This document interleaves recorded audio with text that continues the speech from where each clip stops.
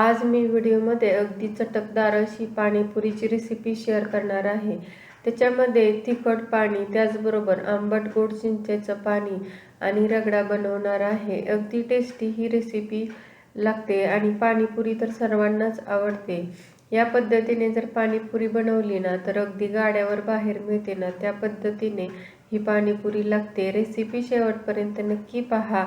नमस्कार, Jaya Indian recipe चॅनलमध्ये सर्वांचं खूप खूप स्वागत आहे।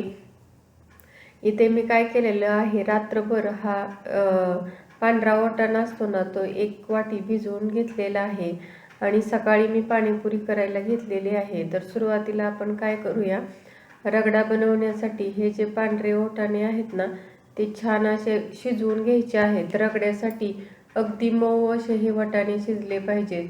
तुम्ही फक्त या वाटाण्यापासून रगडा बनवू शकता। इथे मी काय करत आहे, याच्यामध्ये या रगड्यामध्ये 2 बटाटेही शिजवून घेणार आहे। नुसत्या बटाट्याचाही रगडा बनवतात, त्याचबरोबर नुसत्या वाटाण्याचाही रगडा बनवतात। इथे मी मिक्स रगडा बनवत आहे। त्याच्यामध्येच मी काय केलेलं आहे, अर्धा चमचा हळदही टाकलेली आहे आणि हे जे पांढरे वाटाणे आहेत ना, ते बुडतील एवढं पाणी ओतून कुकरचं झाकण लावलेलं आहे। कुकरला शिजवून घेतलं म्हणजे अगदी पटकन शिजतात। आता फुल गॅसवरती याच्या 4 शिट्ट्या करून घ्यायच्या आहेत। इकडे मी काय केलेलं आहे, 1 वाटी चिंच घेतलेली आहे आणि ही चिंचही आपल्याला पाण्यामध्ये भिजायला ठेवायची आहे। जोपर्यंत आपण बाकीचे साहित्य करत आहे ना, तोपर्यंत ही चिंचही छान भिजली जाते। आता ही चिंच भिजण्यासाठी याच्यामध्येही भरपूर असं गरम पाणी ओतायचं, म्हणजे चिंच ही लवकर भिजली जाते। आता ही चिंच मी झाकून साईडला भिजण्यासाठी ठेवत आहे। तोपर्यंत पाणीपुरीसाठी जे तिखट पाणी लागतं ना, ते इथे मी बनवून घेणार आहे।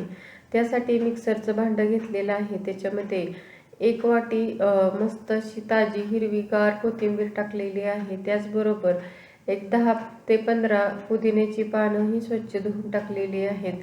त्यानंतर इथे मी 4 हिरवी मिरची घेतलेली आहे। मिरची तुम्ही आवडीप्रमाणे कमी जास्त करू शकता। त्याचबरोबर अर्धा इंच आलंही घेतलेलं आहे। ही तिखट चटणी ही पाणीपुरीमध्ये अगदी टेस्टी लागते। त्याचबरोबर इथे मी सैंधव मीठ सुरुवातीला घेतलेलं आहे आणि त्याच्यानंतर आपलं नॉर्मली जे आपण नेहमी वापरतो ते साधं मीठही टाकलेलं आहे। सैंधव मीठ नक्की टाका, याने ही तिखट पाणी आहे ना, ते टेस्टी लागतं। त्याचबरोबर चाट मसाला आणि थोडंसं जिरा पावडरही घेतलेली आहे। आता आपल्याला याच्यामध्ये ही चटणी अशी हिरवीगार व्हावी म्हणून एक असा आईस क्यूब टाकायचा आहे आणि काय होतं, ही चटणी आहे ना, ती अगदी हिरवीगार राहते, काळी पडत नाही। आता हे छान असं आपण मिक्सरला बारीक करून घेऊया आणि ही जी पेस्ट आहे ना, ती अगदी स्मूथ असायला हवी आहे। याच्यामध्ये असे तुकडे जास्त नको आहेत। तर बघा, अगदी छान असं आपण हे बारीक करून घेतलेलं आहे। आता मी इथे एक डब्बा घेतलेला आहे आणि त्याच्यामध्ये ही जी आपण तिखट चटणी बनवून घेतलेली आहे ना, ती ओतलेली आहेत। थोडेफार जर असे मिरचीचे तुकडे असतील ना, तर ते काढून टाकायचे आहेत। त्याचबरोबर मिक्सरच्या भांड्यात पाणी ओतून तेही मी याच्यामध्ये टाकलेलं आहे, म्हणजे मिक्सरला जे शिल्लक राहिलेलं असतं ते वाया जात नाही। आणि याच्यामध्येच मी थोडेसे आईस क्यूब टाकत आहे, जेणेकरून हे जे तिखट पाणी आहे ना, ते असं काळपट पडणार नाही, अगदी हिरवगार राहील। आणि जेवढ्या प्रमाणामध्ये तुम्हाला ही तिखट चटणी किंवा तिखट पाणी बनवायचं आहे ना, तेवढ्या प्रमाणामध्ये इथे तुम्ही पाणी ओतू शकता। इथे बघू शकता, मस्त असं आपलं हे तिखट पाणी तयार झालेलं आहे। आता हे तिखट पाणी बाजूला ठेवून आता इथे मी काय करणार आहे, चिंचेची जी आंबट गोड चटणी असते ना, किंवा आंबट गोड पाणी असतं ना, ते बनवायला घेणार आहे। त्यासाठी काय केलेलं आहे, जे आपण भिजवून घेतलेली चिंच आहे ना, ती ही अगदी छान अशी भिजलेली आहे। आता काय करायचं आहे, या पाण्यामधून ही चिंच काढायची आहे आणि जर चिंच भिजली नाही ना, तर आणखी थोडा वेळ भिजवून घ्यायची आहे। तर इथं चिंच आहे ती अगदी मऊसूत भिजलेली आहे। त्यामुळे इथे मी काय करत आहे, त्याच मिक्सरच्या भांड्यामध्ये सुरुवातीला चिंच काढत घेत आहे। जर या चिंचेमध्ये बिया असतील ना, तर त्या काढून घ्यायच्या आहेत। त्यानंतर याच्यामध्ये थोडंसं सैंधव मीठ आणि साधं मीठ टाकलेलं आहे। त्याचबरोबर थोडासा चाट मसाला आणि जिरे पावडरही टाकलेली आहे। या दोन्हीही पाण्यामध्ये सैंधव मीठ नक्की टाका, म्हणजे त्या पाण्याची टेस्ट आहे ना, ती छान लागते। जे गाड्यावरती पाणीपुरी बनवतात ना त्याच्यामध्येही सैंधव मीठ वापरतात, त्यामुळे नक्की सैंधव मीठ टाका. आता हेही आपण चिंच छान अशी बारीक करून घ्यायचं आहे आणि अगदी स्मूथ पेस्ट बनवायची, म्हणजे चिंचचं पाणी आहे ना तेही छान तयार होतं. बघू शकता अशा पद्धतीने अगदी स्मूथ अशी पेस्ट बनवून घेतलेली आहे. आता हे जे आपण चिंच बारीक करून घेतलेले आहेत ना याच्यामध्ये चिंचेच्या रेषा वगैरे असतात, त्यामुळे आपल्याला हे गाळून घ्यायचं आहे.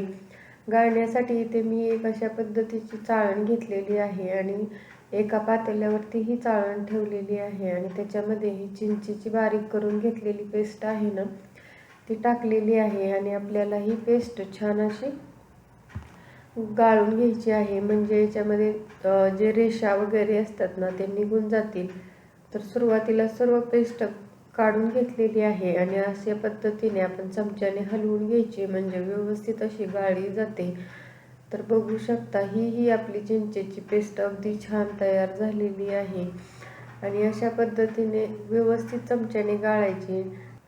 पाणीपुरीमध्ये जसं की पुरी ही महत्त्वाची असते, त्याच पद्धतीने हे 2 पाणी आहेत ना तेही खूप छान टेस्ट वाढवतात पाणीपुरीची. त्यामुळे हे जे तिखट पाणी आणि आंबट गोड चिंचेचं पाणी आहे ना तेही अगदी छान असं बनायला हवं आहे. तर मी सुरुवातीला चिंच गाळून घेतलेली आहे आणि परत काय केलेलं, मिक्सरचं जे भांडं आहे ना त्याच्यामध्ये थोडंसं पाणी ओतून हेही याच्यामध्ये टाकलेलं आहे, म्हणजे जेवढं काही चिंचेची चव असेल ना ती पूर्णपणे खाली पाण्यामध्ये उतरेल. आणि आपल्याला हे पाणी आहे ना ते जास्त घट्ट नको आहे, त्यामुळे याच्यामध्ये मी पाणी ओतलेलं आहे. आता त्याच्यामध्येच आपल्याला हे जे चिंचेचं पाणी आहे ना ते छान शिजवून घ्यायचं आहे आणि त्याच्यामध्ये मी बरोबर 1.5 वाटी इथे मी गूळ बारीक चिरून टाकलेला आहे. आता आपल्याला हे चिंचेचं पाणी छान असं शिजवून घ्यायचं आहे. त्यासाठी इथे मी गॅसवरती हे पातेलं ठेवलेलं आहे आणि फुल गॅसवरती छान अशी उकळी येऊ द्यायची आहे आणि एकदा का या पाण्याला उकळी आली ना तर गॅसची फ्लेम कमी करायची आणि 5 मिनिटे आपल्याला हे पाणी आहे ना ते छान असं उकळवून घ्यायचं आहे, म्हणजे याच्यामध्ये गूळही छान असा मिक्स होतं आणि हे चिंचेचं पाणी आंबट गोड असं तयार होतं. तर बघू शकता मस्त असं आपलं हे चिंचेचं पाणी अगदी परफेक्ट तयार झालेलं आहे. त्याच्यानंतर मी गॅस बंद केलेला आहे आणि आपल्याला हे चिंचेचं आंबट गोड पाणी आहे ना ते पूर्णपणे थंड करून घ्यायचं आहे. तर आता मी काय करत आहे, हे चिंचेचं पाणी असंच थंड होण्यासाठी ठेवत आहे.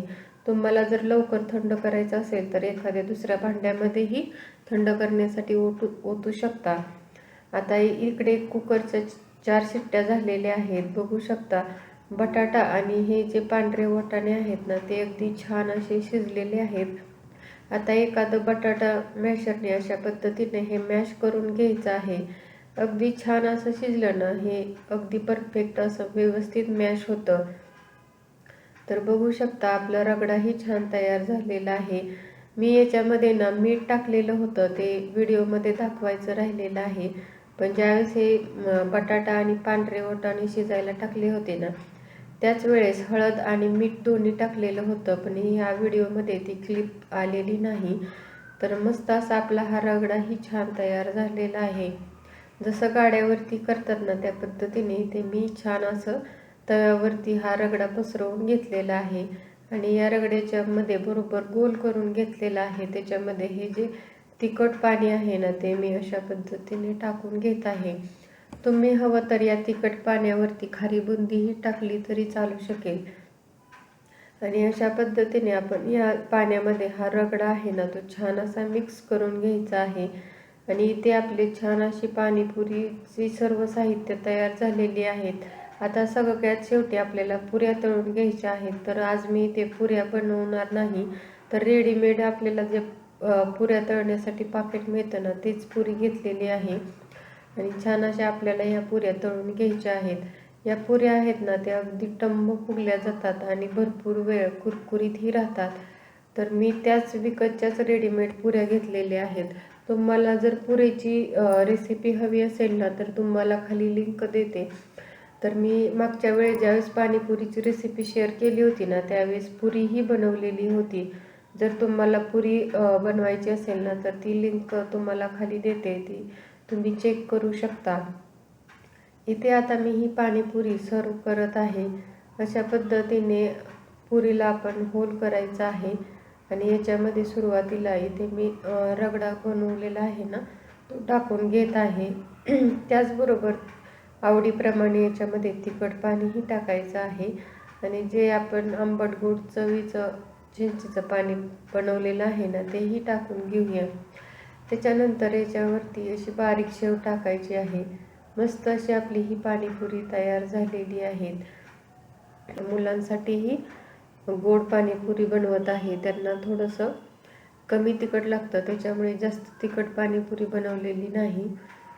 आणि इकडे बघू शकता ही पाणीपुरीची प्लेट आहे ती अगदी छान दिसत आहे. अगदी गाड्यावर मिळते ना त्या पद्धतीची पाणीपुरी चवीला झालेली होती. तुम्हाला रेसिपी आवडली तर नक्की लाईक करा, शेअर करा. चॅनलवरती नवीन असाल तर प्लीज चॅनलला सबस्क्राईब करा. त्याच्या शेजारी जे बेल आयकॉन आहे तेही प्रेस करा, म्हणजे नवीन व्हिडिओचं नोटिफिकेशन भेटेल. व्हिडिओ शेवटपर्यंत पाहिल्याबद्दल खूप खूप धन्यवाद. पुन्हा भेटूया अशाच नवीन रेसिपी बरोबर. तोपर्यंत मस्त खा, हेल्दी रहा. नमस्कार.